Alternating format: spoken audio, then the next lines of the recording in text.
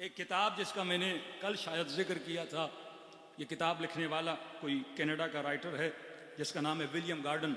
इसकी बहुत सारी बुक्स आपको पीडीएफ फॉर्मेट पे गूगल पे सर्च करेंगे विलियम गार्डन। इसने किताब लिखी the war against the family.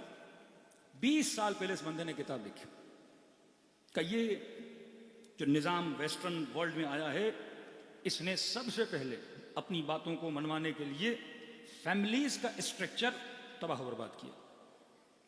अब ये नहीं कि 100% से किताब सही हो, लेकिन मोस्ट ऑफ द पॉइंट्स इस किताब के अंदर हैं वो सही हैं। इसने गिनवाया का पहला पॉइंट के पहले फैमिलीज के अंदर दादा दादी बच्चे बड़ा छोटा इनका अदब पाया जाता था। इन्होंने फैमिली के निज़ाम को तबाह करने के लिए, क्योंकि एक फैमिली मुकद्दस तभी रहती है जब उसका ताल्लुक क्या हो, मुकद्दस हो। और मुकद्दस ताल्लुक तब बनता है जब मर्द और औरत अपना ताल्लुक निकाह के जरिए से आपस में जोड़ें। खुफिया ताल्लुकात, छुपे हुए ताल्लुकात, उसमें मुआशरे का कोई खौफ नहीं होता। लेकिन जब एक निकाह होता है, इमाम बारगाह हो या किसी हॉल में हो, कहीं पर भी हो, 10 लोग शिरकत करते हैं, पूरी दुनिया को पता चलता है ये मर्द और औरत आपस में क्या हो गए हैं, महरम हो गए हैं। इन्होंने सबसे पहले शरई शादियों को मुआशरे में ख़त्म करना शुरू कर दिया। ऐसे ऐसे कवानीन बनाए कि बंदा 10 बार सोचे कि मैं शादी करूं कि न करूं। इसके बजाय कि रिश्ते इज़्दवाज को आसान किया जाए जवान नस्ल के लिए, इन्होंने इतना मुश्किल कर दिया कि आप टीवी में देखते हैं महंगी महंगी शादियां। तो अब जाहिर है ऐसी शादियों को देख के वो जवान खातून, वो जवान मर्द या जवान बच्चा हो, उसके दिल में क्या पैदा होगा, ख्वाहिश पैदा होगी कि बाप मैं भी चाहता हूं कि मेरी शादी ऐसी हो, इतना बड़ा जहेज हो, इतना बड़ा फंक्शन हो, इतने बड़े फोटोग्राफर हो। अब उसके अंदर क्या पैदा होती जा रही, ख्वाहिशें पैदा होती जा रही है ना। अब उसको वालिद के बेटा मस्जिद में निकाह हो जाएगा, उसके बाद घर चले जाना, इतने पैसे अपनी जिंदगी पे लगाना, एक आधी गाड़ी ले लेना, अपने कारोबार पे लगा देना। लेकिन नहीं, इसने दिखाना है अपने दोस्तों को। सोशल मीडिया का जमाना कि बंदा खाना भी खाए तो फोटो ले, बंदा घूमने भी जाए तो फोटो ले, फिर क्या मौलाना औलादें बीमार हो गई, नजर लग गई, ये हो गया। इस्लाम में मना है तबर्रुज जाहिली, इस्लाम में मना है रियाकारी। किसी मोमिन ने कहा मौलाना हम तो फोटो नहीं लेते लेकिन अपनी बेगम से बड़े परेशान, मतलब टेबल पे खाने को हाथ नहीं लगाने देती, पहले कहती है फोटो निकालना है और हमने इंस्टाग्राम पे या मुख्तलिफ पोस्ट पे फोटो को डालना है। ये फिक्र गलत है। मुआशरे में हर चीज को दिखाना, घर की 4 दीवारियों को अब हर बंदे के लिए खोल देना। जवान गमगीन है, पोस्ट डालता है मैं गमगीन हूं। मासू फरमाते हैं अपनी इज्जत का ख्याल कर, इज्जत नफ्स। करबला हमें इज्जत सिखाती है, सेल्फ रिस्पेक्ट। मौला फरमाते हैं अपने दिल का हाल हर किसी को न बताया कर, अपना गम हर किसी को न बताया कर। रिश्तों में दरार पैदा हो गई, बिजनेस में नुकसान हुआ, कोई भी मसला है, घर के अंदर झगड़ा हो गया, ये हर किसी के सामने अपने दिल का सुफरा न खोला कर। 4 लोगों को बात बताओगे, कोई तुम्हारे मसले का सोल्यूशन तो तुम्हें दे नहीं सकता। बैठ के बातें सुनेंगे, उसके बाद किसके पीछे बातें बनाएंगे, तुम्हारे पीछे बातें बनाएंगे। फरमाया मना है सख्ती से। मासूम फरमाते हैं अपने नफ्स को किसी के सामने जलील न किया कर, अपनी परेशानियां बताकर, अपने घर के प्रॉब्लम्स बताकर, यहां तक कि अपनी ऐब, अपनी बुराइयां, अपने गुनाह अपने दोस्त के साथ भी जिक्र न किया कर। का खुदा सख्त नाराज होता है। अल्लाह की आवाज आती है जब मैं सत्तारुल उयूब हूं, तुम्हारे गुनाहों को छुपाता हूं, तो तू क्यों अपने गुनाहों को लोगों को बताता है। गुनाह तुम्हारा तब तक छुपा रहेगा जब तक तूने लोगों को छुपा के रखा है। फरमाया वो राज कैसा जो किसी को बता दो। बड़ा फारसी का प्यारा जुमला है कि आरिफ सर मीदहद सिर नमीदहद, जो मकाम मारिफत पर है वो सर तो कटा देता है पर अपना राज कभी लोगों को बताता नहीं है। अपने राजों को रब के सामने रखा कर। तो पहली चीज जो अहले बैत अलैहिस्सलातु वस्सलाम सिखाते हैं वो अपने वजूद की इज्जत का ख्याल रखना। इन्होंने फैमिलीज को तबाह करने के लिए, तबाह बर्बाद करने के लिए ये रिश्तों को, शादी को इतना मुश्किल बना दिया। अब ये जवान मजबूर है क्या करने के लिए, गुनाह करने के लिए, जिसको बोलते हैं वाइट मैरिजेस। ये मुख्तलिफ मुसलमान मुल्कों में नौजवान गया कोई फ्लैट ले लिया। आज आप डिफेंस की तरफ, क्लिफ्टन की तरफ जाएंगे, सैकड़ों ऐसी बच्चियां हैं, सैकड़ों ऐसे जवान हैं जो तको तनहा रह रहे हैं, अपने किराए पे फ्लैट्स ले लिए हैं वालिदैन को छोड़ के, और वहीं पे कॉन्सेप्ट ऑफ गर्लफ्रेंड और बॉयफ्रेंड, इस्लाम में ये कॉन्सेप्ट है ही नहीं। आज कितनी आसान से, कितनी आसानी से आप सोशल छोटे छोटे क्लिप्स देखते हैं, ये नौजवान बनाते हैं। मतलब ये लफ्ज इतना कॉमन हो चुका कि ये मेरी गर्लफ्रेंड है, वो कहे मेरे बॉयफ्रेंड है।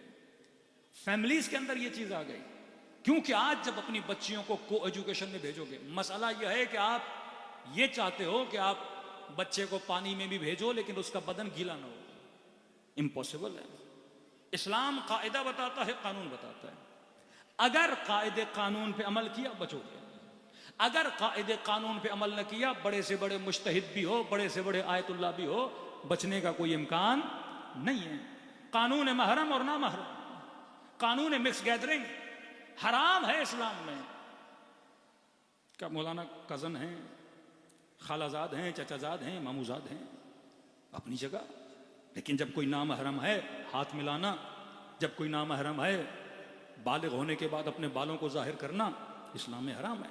फरमाया अपनी लिमिट्स को, अपने स्पेस को रखो। ये नहीं कि बद अखलाकी पे उतर आओ, ये नहीं कि कते रहम पे उतर आओ, सलाम दो अपनी जगह पे, लेकिन फरमाया नामहरम से ज्यादा बात करना इन ताल्लुकात का। अगर इस कानून को तोड़ोगे तो गुनाह में पड़ोगे, ये 100% है। ये हो ही नहीं सकता कि गुनाह में न पड़ो। अगर बच्ची को किसी को एजुकेशन में भेज रहे हो, तुमने अल्लाह का कानून तोड़ा है, मौलाना मजबूरी है क्या करें, उस पर कानून तोड़ा है आपने। अगर इस कानून को तोड़ोगे, पीछे से तरबियत पे नहीं है, बाप सुबह से शाम तक बिजनेस के पीछे, माँ सुबह से शाम तक या किचन में या ड्रामों में, अब औलाद की तरबियत कौन करेगा? औलाद को दे दिया हमने स्कूल्स के हवाले, औलाद को दे दिया गलत टीचर्स के हवाले, औलाद को दे दिया गलत दोस्तों के हवाले। अब ये दोस्त है, कभी इसी का बर्थडे, कभी उसी की पार्टी, कभी यहाँ वहां। अब जाहिर है बंदा मिलेगा तो चार बातें होती हैं, सोशल सर्किल बनता है, फिर दोस्तियां बनती है, फिर उन्हीं के बाद आज ऐसे ऐसे कैसे जाते हैं। मौलाना बेटी को समझाइए, किसी लड़के को पसंद कर लिया, माँ बाप की नहीं सुन रही, अब किसी भी सूरत में कहती है शादी कराओ या खुद को मार दूंगी। मैंने कहा अब तो समझाना दूर है, दिल एक बार गिरफ्तार हो गया, बड़े से बड़ा हकीम भी इसका इलाज नहीं कर सकता। जब आग इसके वजूद को लग गई, अब इस आग को कोई बुझा नहीं। इलाज पहले है, कैंसर हो गया, अब क्या करोगे? परहेज पहले है। अगर परहेज नहीं किया, आपने जहर खा लिया, अब लाख हकीमों के पास जाओ, हकीम साहब मैंने जहर खा लिया है, अब कोई दवा दीजिए, अब वो मोजिजा हो सकता है, उसके अलावा कुछ भी नहीं है। या खौफ खुदा इतना ज्यादा हो कि वो चीज छूट जाए।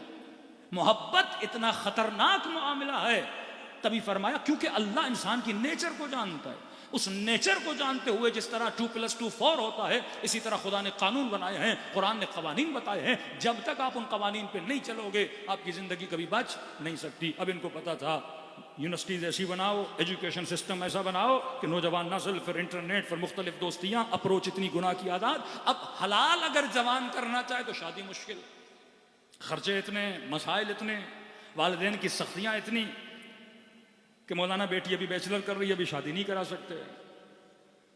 मौलाना बेटी अभी मास्टर कर रही है, शादी नहीं करा सकते। फिर जब मास्टर कर लेती है, फिर घर में रिश्ते भी नहीं आते।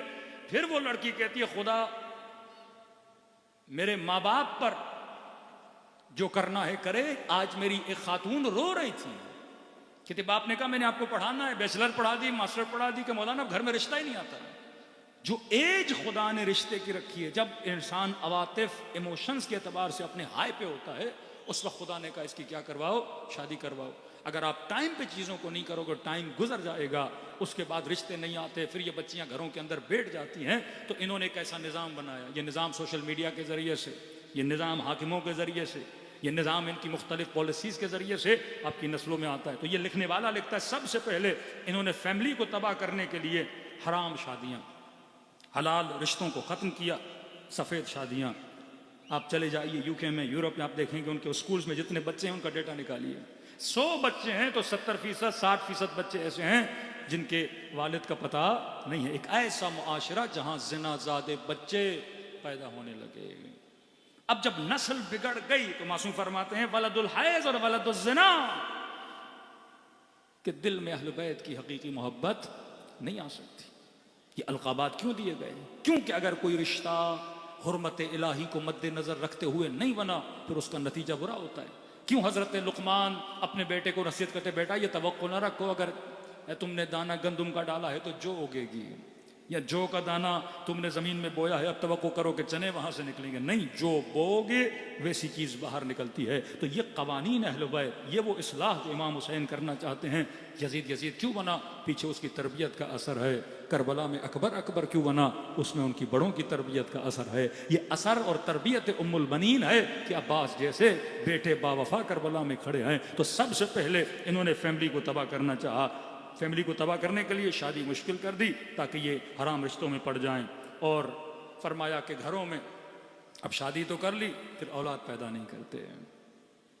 बिल्कुल औलाद पैदा करने का रेशो आप वेस्ट में चले जाएंगे कम होता जा रहा है। अब जाहिर है इंसान के अंदर मोहब्बत और उल्फत है, ये बड़ा हो जाता है, इसको चाहिए किसी से मोहब्बत करे। फिर इनकी गोदों को जानवरों से भर दिया। आज वहां चले जाइए किसी भी पार्क में, कोई घर नहीं जिसमें कुत्ता ना हो, कोई घर नहीं जिसमें बिल्ली ना हो। देखिए कुत्ते की फजीलत में भी कई बातें हैं, जैसे उसकी वफा। कहा ये इतना खतरनाक जानवर है, बहुत जल्दी इंसान के दिल को क्या करता है, अपनी तरफ रागिब कर लेता है। आप किसी भी जानवर को पालें, इतना आपका उसके साथ अटैचमेंट नहीं होगी जितना कुत्ते के साथ हो जाती है, क्योंकि उसके अंदर वफा है। तभी का इसको घर से बाहर रखो, क्योंकि अगर ये घर के अंदर आया तो जिसकी जगह घर में होनी चाहिए उसकी जगह पर भी क्या कर लेगा, कब्जा कर लेगा। एक बिलियनर बंदा मर जाता है, बिलियंस ऑफ डॉलर्स की मिल्कियत किसके नाम करके जाते हैं अंग्रेज? कोई कुत्ते के नाम पे करके जा रहा है, कोई बिल्ली के नाम पे करके जा रहा है। घरों से औलाद को निकाल दिया, शादियों का रिश्ता खत्म कर दिया, इनके घरों में कुत्तों को डाल दिया। और भी इंसान की फितरत को तबाह करने के लिए इन्होंने LGBT, हम जिन्स गिराई। पूरा कुरान में एक सूरा है, सूरह लूत। हमारे माशरे बीमारियां होंगी, छुपी हुई हैं। आप ये कहो कि वहां शराब पीते, पाकिस्तान में कोई नहीं पीता, पीते। उनके माशरों में ज़िना है, हमारे माशरे में नहीं है। उनके माशरों में रिबा, फसाद, फिसाक है कि हमारे माशरे में नहीं है। उनके माशरों में गैर शरी ताल्लुकात नहीं है, मौलाना है कि हमारे माशरे में नहीं है, यहां भी है। तो मौलाना अगर पाकिस्तान में शराब पी जाती है, यूरोप और यूके में पी जाती है, तो क्या फर्क है, मैं यहां रहूं या वहां रहूं? वहां पे बदहिजाब है, यहां पर भी है, यहां रहूं वहां रहूं, एक फर्क है। उन्होंने इन चीजों को लीगलाइज किया है। इमाम हुसैन बताते हैं मेरे खुरूज की 4 वजूहात हैं। एक वजह फरमाते हैं मालिम अल इस्लाम, मैं हुसैन इसलिए खुरूज कर रहा हूं कि जो इस्लाम का अलम है, जो इस्लाम की हुर्मत है, जो इस्लाम की निशानियां हैं, वो माशरे से खत्म होती जा रही हैं। मुस्लिम मुआशरे में इस्लाम की निशानी मस्जिद, इस्लाम की निशानी हिजाब, इस्लाम की निशानी ईदों को मनाना, कुर्बानी का करना, ये निशानियां हैं। जुलूस आप निकालते हो, ये एक शिया सोल्जर बाजार में अगर शिया रहते हैं तो यहां मजलिस होगी, यहां पे नुहा होगा, यहां पे जुलूस निकलेगा। ये निशानी है कि ये मुआशरा शिया मुआशरा है। किसी क्रिश्चियन के मुआशरे में जाओगे, वहां पे उनके कलीसा और चर्च की घंटी नजर आएगी। किसी हिंदू मुआशरे में जाओगे, वहां पे मंदिर नजर आएगा, प्रसाद नजर आएगा। वहां पे शराब को लीगलाइज किया गया, वहां पे प्रोस्टिट्यूशन और जिना को लीगलाइज किया गया। यहां अगर कोई नौजवान खुदा ना खासा शराब पीता भी है, छुप के पीता है, क्योंकि मुआशरा मुस्लिम है। 4 लोगों को पता भी चलेगा इसने शराब पी है, ये शर्मिंदा होगा या छुप के गुनाह करेगा। लेकिन वहां शराब की बोतल हाथ में लेकर चले, कोई बोल भी नहीं सकता, क्योंकि मुआशरा कुब है गुनाह। मौला हुसैन फरमाते हैं मालिम अल इस्लाम खत्म हो रहे हैं। सबको पता है यजीद शराबी है, पर कुब है गुनाह गिर रहा है, जानी है, कुब है गुनाह गिर रहा है। एक मुस्लिम मुआशरे में जिना आम नहीं होनी चाहिए, एक मुस्लिम मुआशरे में शराब आम नहीं होनी चाहिए। हम जिन्स गिराई, LGBT, ट्रांसजेंडर, ये सारे मसाइल आम नहीं होने चाहिए। अब किसके जरिए से आप देखते हैं, ड्रामों के जरिए से, लिटरेचर के जरिए से फितरतों को बिगाड़ा जाता है, खराबकारियां की जाती हैं। मुसलमान मुआशरे में रहना इबादत है। सवाल है कि एक बंदा यूके में रहता है, एक बंदा कराची में रहता है, यहां भले नमाज न पढ़े, कुछ भी न करे, सिर्फ रहेगा, इबादत है, क्योंकि नस्ल बचेगी। नमाजी नहीं था, रोजेदार नहीं था, कुछ भी नहीं था, लेकिन नस्ल मुसलमान इसकी रहेगी। काफर मुआशरे में रहना इबादत नहीं है, क्योंकि वहां किसको खतरा है, आपकी नस्ल को खतरा है। वो बच्चे देखते हैं स्कूल में जाते हैं, शराब आम है, बॉयफ्रेंड गर्लफ्रेंड आम है, गंदे कपड़े पहनना आम है, स्कर्ट पहनना आम है, ट्राउजर छोटे शर्ट, तो उसके लिए नॉर्मलाइज होता जाता है। यहां कम से कम मुस्लिम मुआशरे में रहोगे, तुम्हारी नस्लें क्या हो जाती हैं, बच जाती है। मौलाना जा सकते हो, पढ़ने के लिए जा सकते हो, कमाने के लिए जा सकते हो, 4 ईयर्स 5 ईयर्स 6 ईयर्स 7 ईयर्स पैसा कमाओ, फिर वापस एक मुस्लिम मुआशरे में आओ ताकि तुम्हारी नस्लें बचे। मौलाना यहाँ जान को खतरा है, अमन अमान का मसला है, अरब कंट्रीज में चले जाओ, किसी मुस्लिम मुआशरे में चले जाओ जहां तुम्हारी नस्लें बच सकें। तो पहला काम इन्होंने क्या किया, मुआशरे में जिना को आम किया, जिसके जरिए से लीगल शादियां खत्म हो गई। अब वहां पे कोई लीगल शादी करे, अलमान वल हफीज, कवानीन इतने सख्त, आपने मेहनत करके करोड़ों कमाए, कल बीवी ने कहा मैंने आपके साथ नहीं रहना, आपने जितना कमाया सारा आधा किसको मिल जाएगा, बीवी को मिल जाएगा। बगैर मेहनत किए वो खातून क्या बन गई? करोड़पति बन गई। अब वो कहते हैं हम पागल हैं कि हम शादी करें। भाई हम जब ऐसे ही ताल्लुक रख सकते हैं बगैर शादी के, तो ताल्लुक रखेंगे, बच्चे भी वैसे पैदा हो जाते हैं। और बच्चों की क्या जरूरत है? एक कुत्ता आप रख लीजिए, एक बिल्ली हम रख लेते हैं, बच्चे की पैदा करने की कोई जरूरत नहीं है। तो मुआशरा बिल्कुल फितरत से हटता गया और तबाह तबाह बर्बाद कर दिया। दूसरी चीज हम जिसकर आई, तीसरी चीज फर्जंद औलाद की जगह हैवानों को लाके रखा। चौथी चीज उस मुआशरे में फेमिनिज्म को बढ़ाया। अब ये हम नहीं कह रहे, ये उनका राइटर विलियम कह रहा है, कैनेडियन राइटर। किस तरह उन्होंने the war against the families को किस तरह तबाह किया। फरमाए फेमिनिज्म को बढ़ाया गया। ये लाहौर में देखते हैं 4 पागल निकल के आ जाते हैं और अजीब किस्म के नारे क्यों लगाते हैं? ताकि कुबह गिर जाए, बेहयाई आम हो जाए। अगर उनके अगेंस्ट कोई बात भी करता है, आप देखें सोशल मीडिया की, ये लोग सेलिब्रिटीज का एक बहुत बड़ा टॉपिक है। अगर कोई बंदा सेलिब्रिटी बन जाता है, एक हमारे मशहूर नूह खान हमसे मिले किसी जगह पे सफर में, कि मौलाना बड़ी सख्त गुफ्तगू करते हैं नूह खानों के लिए। मैंने कहा सख्त इसीलिए है क्योंकि आप सेलिब्रिटी हो, आप ब्रांड हो। आप अगर आम नूह खान होते, 4 लोग आपको जानते और जब आप अब सेलिब्रिटी, चाहे क्रिकेटर हो, चाहे सियासतदान हो, चाहे कोई आर्मी का फोर्सेस का बंदा हो, अगर सेलिब्रिटी बन जाए, मतलब हर बंदा उसे जानने लगे, मैंने कहा फिर आप रोल मॉडल बन जाते हो। आप जैसी वॉच पहनोगे लोग फॉलो करेंगे, आप जैसे कपड़े पहनोगे लोग, आप इमाम बन जाते हो माशरे के। रोल मॉडल का मतलब, सबसे पहले दुश्मन सेलिब्रिटीज को खरीदता है। कोक बेचनी है, पेप्सी बेचनी है, आपके पास नहीं आएंगे। 1 करोड़ लेके जाएंगे किसी क्रिकेटर के पास, जनाब आप अपनी शर्ट पे हमारा लोगो लगाइए। चिंगम आपने चबाना है तो हमारा, कपड़े पहनने हैं तो हमारी कंपनी का बैट आपने हाथ में रखना है, क्योंकि आप सेलिब्रिटी हो, पीपल विल फॉलो यू, लोग उसको फॉलो करेंगे। इसी तरह जब एक नूह खान सेलिब्रिटी बन जाता है तो लोग उसको फॉलो करते हैं। मैंने कहा आप अगर गलती करोगे तो आप नौजवानों को बिगाड़ रहे हो। आपका लिबास, आपके बाल, आपके स्टाइल, आपका बोलना, आपका किरदार, आपकी रफ्तार ऐसा होना चाहिए कि लोगों को फील हो कि किसके मानने वाले हो, अहले बैत अलैहिस्सलातु वस्सलाम।